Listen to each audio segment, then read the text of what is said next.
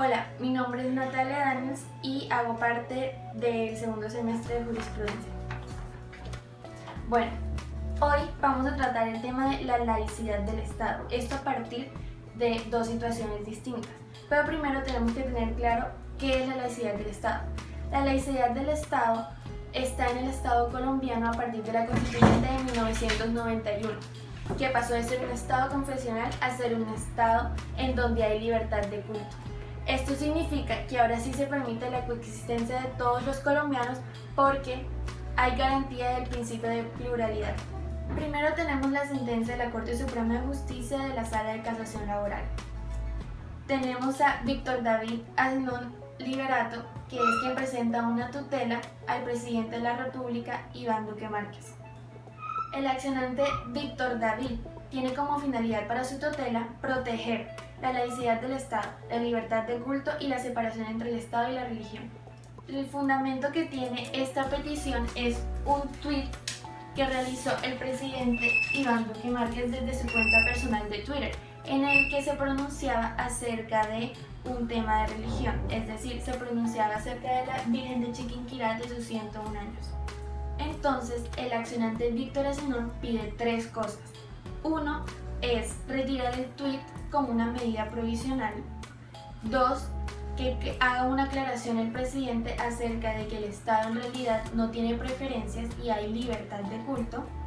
Y tres, advertirle de que se abstenga de pronunciarse sobre temas relacionados a que vayan en contra de la neutralidad del Estado. Entonces, aquí el problema jurídico es si ocurrió o no una vulneración de los derechos del accionante. Por consiguiente, la respuesta de la Corte Suprema de Justicia al problema jurídico fue que en realidad no se estructuró ninguna vulneración a las garantías fundamentales invocadas. La Corte sostiene que en realidad ese tuit fue una manifestación de su fe religiosa personal, fue producto de un sentimiento individual y que en realidad ese discurso se encuentra cobijado por la libertad de expresión. Para mi concepto sí se presenta una vulneración. ¿Por qué? Primero que todo, teniendo en cuenta la sentencia de la Corte Constitucional 949 del 2011, que versa sobre la libertad de expresión, que es un derecho que es de todos los ciudadanos, incluyendo los funcionarios públicos, pero hace la aclaración de que para los funcionarios públicos existen unas limitaciones mayores. También cabe tener en cuenta que la sentencia 540 del 2007 dice que la libertad de culto incluye no solo profesarla, sino también realizar actos públicos.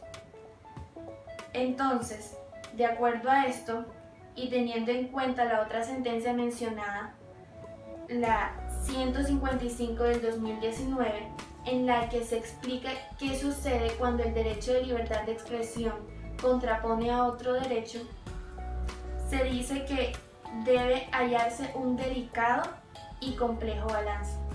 Entonces, considero que teniendo en cuenta que el presidente de la República con ese tweet en realidad sí vulneró y debería es por el contrario abstenerse de realizar comentarios que pongan en juego o que crean confusiones acerca de la neutralidad del Estado. ¿Que puede tener derecho a la libre expresión? Claro que sí, pero debería, tratando de mantener un delicado y complejo balance, limitarse a simplemente asistir a eventos públicos de su religión, más no utilizar aquellos medios de difusión y aquellos medios como Twitter para difundir esa religión, puesto que ante todo siempre tiene que cumplirse el principio de pluralidad que está consagrado en el artículo 1 y también tiene que primar esa libertad de culto que está consagrada en el artículo 19. Como segunda situación tenemos el fallo del Juzgado de Cartagena. En esta sentencia, el problema jurídico gira en torno a si es válida o no una solicitud de matrimonio entre dos personas del mismo sexo.